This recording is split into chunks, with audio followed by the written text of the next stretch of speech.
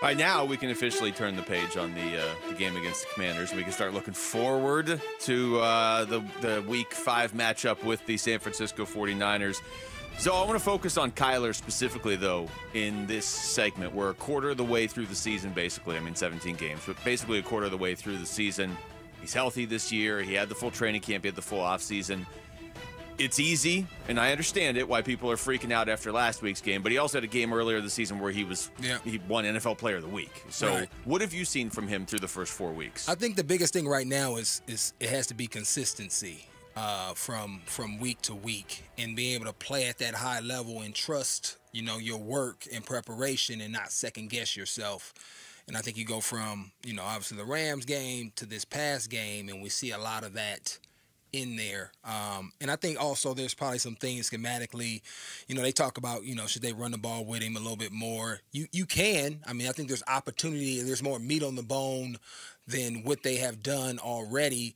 But don't be fooled by, the amount of runs, because he's still impacting defenders, even though they haven't ran him as much as Jaden Daniels, design runs. He's holding backside in, linebackers, all with the fake. I think there's some more there in certain situations where he can get to the edge and probably get 10 or 15 and get some easier first downs or easy explosion plays on first and second, so they don't find themselves in these third and forevers. Yeah. Right? That will help him.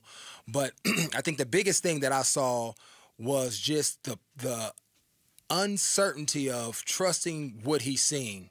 And so it's really hard to put myself, I'm just watching, so I don't know actually what he's seeing, but it looks like he's looking at it and he's not sure, and he's second guessing. So we saw him pump fake a couple of times. We saw a couple of receivers. Marvin Harrison was open a couple of times that he didn't give the ball, right? Guys are running free, but he's like he doesn't trust whatever that may be. And so without talking to him, I don't know what that is. But I think offensively they are dialing up some things that are putting their guys in position. Now, with that said, the guys around him have to play better, right? I think the offensive line didn't do any justice to him consistently across the board, right? When you have some of these times where it takes place to go a little bit more downfield as people want to see, you got to be able to protect. Yeah. And, whatever you want to say, if I get hit a couple of times, I want to get out of there, right? I don't see it. I'm waiting for the pressure versus keeping my eyes down, and that could also be a reason why. And then also from a receiver standpoint, it happened in the Detroit game on a critical third down, and it showed up. I think it was McBride versus the Lions with the it was like a dig or an in route, and he started running down the field before Kyler hit him, and the defender was able to undercut it, knock the ball down. Same thing happened to Michael Wilson this past game. He ran a whip route. Now, I think he when you say a whip route, what is so he's faking an out route, pressing in and coming back across the field. Okay. So he was really attacking, like he was running an out route, put his foot back in, and so the defender was outside of him. So we may call it something different. Yeah, the opposite of a return route. Yes, you would go in and then out. Correct. So opposite. Yep. So I may have, I'm a defensive guy. That's what we called it. That's right. No, we should start like a company terminology. No, it makes sense though, right? So, but the defender was on outside. He's coming back in, opposite of the defender's leverage. To your point, and I feel like he wasn't the primary guy because Kyler started to his right and worked his way back. Because if he would have probably threw the ball earlier, it would have been a catch. But that's not the point. The point is that Michael Wilson then started to fade up the field as well before he got the ball, and the defender was able to play underneath and knock the ball down versus having to maybe play through him and get a penalty or a catch. So there's, when JG talks about, it's not just Kyler, it's everyone, and it's everyone on a different play, right? So that could be up to 11 to 15 plays, depending on how many mistakes you make in the game as an individual.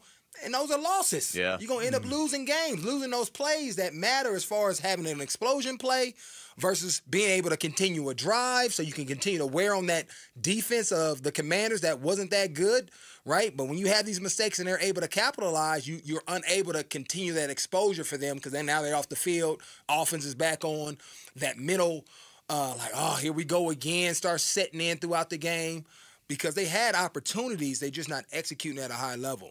And I guess my next point from that, I think Kyler's grown up a lot, talking to people that I know that's in that building, watching him. I think the next step for him now is kind of much like what we're talking about, like a D Book, right? Is how now do I get my teammates to now rise out of the funk or play better than what they are? You know, am I talking to them? Am I getting on them? Am I holding them accountable? Am I taking a guy to lunch and saying, hey, man, we need more, right? Figuring out what that looks like to him to now communicate maybe what he's thinking or feeling. And I think that is probably the next step for him in, you know, whatever that looks like. Because I think he's learned to be accountable to him and what he's doing, right? As far as watching film, I think he talks much better when he talks to the media. Yeah. Right. He Those says, things, those things matter, and he's grown in that and being self-aware. Didn't throw his offensive line under the bus, and he could have this week, easily. and he didn't. Right. But so now, how do I now inspire guys or lead guys with my words as well? And so I think that's kind of, you know, where I see the next step, the consistency, and then how do I take my words and verbalize, like, guys, we got to step up, and guys respond to that. Yeah, you know, I really want to see the offensive line. I want to see the offensive line come up and play like I think they're capable of playing. I think the offensive line, sometimes you get a little comfortable. You do, where people are talking about you as a very physical team, and they were last year when you think about the offensive line and how they played last year and the fact that they were in top 5 in both yards per game, rushing yards per game, and rushing yards per play. And they also got a little love this offseason in regard to being a very physical offensive line. Sometimes you lose sight of the fact that you have to prove it. Right, And week in and week out. Week in and week out. And sometimes you can get comfortable thinking you are going out there and you're playing. I think you need to look at yourself with a jaundiced eye, so to speak, and challenge not only yourself first, but everyone else in that room. I want to see the offensive line do that and play with more purpose and more conviction. Right. And I know we're talking about Kyler Murray, but I think it's important because Kyler needs, in my opinion, to be in this balanced offense. I think it's really, really important, especially in rundown situation. And I would want Kyler to possibly get out on the edges more. Right. Just like Jaden Daniels. Yep. And I think that'll help. And this is kind of all, you know, Kyler-centric and with the offense and how it can help. I would like to take a different perspective than what you've been talking about as far as like the 11 personnel. Yeah. I think they can accomplish the same thing out of 12. I don't know if maybe the receivers block better, right? But I think out of 12, because of what Trey McBride brings, right? You also have Elijah Higgins who can block and do some things there. Yeah, he's doing a good job. You can line up in 12 and run the ball, be physical, do all their pull game and interior, outer runs, but then you also can come out in 12 and run 11 personnel based on what Trey McBride. Now you do that and eat some people up because you got base out there. Now I got to put a nickel. I line up in 11, then I shift to 12, traditional 12 looks, and now I got a nickel playing in the box in the, A, B, and they're typically don't want no part of that, right? Yeah. It's a smaller DB because they already don't want to tackle on the outside. They definitely don't want to tackle or hit no guard, and that's a different way I think they can also help. I love it. As well. I love it. Absolutely. Just because you're in 12 personnel doesn't mean you pack them in. Correct. Doesn't mean you have to pack them in. Especially when you have a guy like McBride. Doesn't mean you have to be under center. You can go ahead and get in the gun, especially with McBride, kick him out there. Elijah Higgins as well is the guy who can actually do. Tip Ryman can catch the ball. Yeah, you can come out there and line up in a 10 formation. Right now you're spreading guys, big body guys out and just hit them with little, stuff that they can't guard, right? Yeah. Like me, I don't like being in space, right? I want to be in a phone booth and let's fight to the death, right? And so when people are bigger, right? Baby. Yeah, that's those intros. Spread them out. I had to learn how to play in space, but that wasn't where I wanted to thrive. I wanted a game like a Baltimore Ravens game, right? Give me the king, give me Picard. Let's run lead all day. That's my type of game, right? But so you got to just use, I think, what you have, and I think they could be a little bit more intentional in that and dictate the defenses.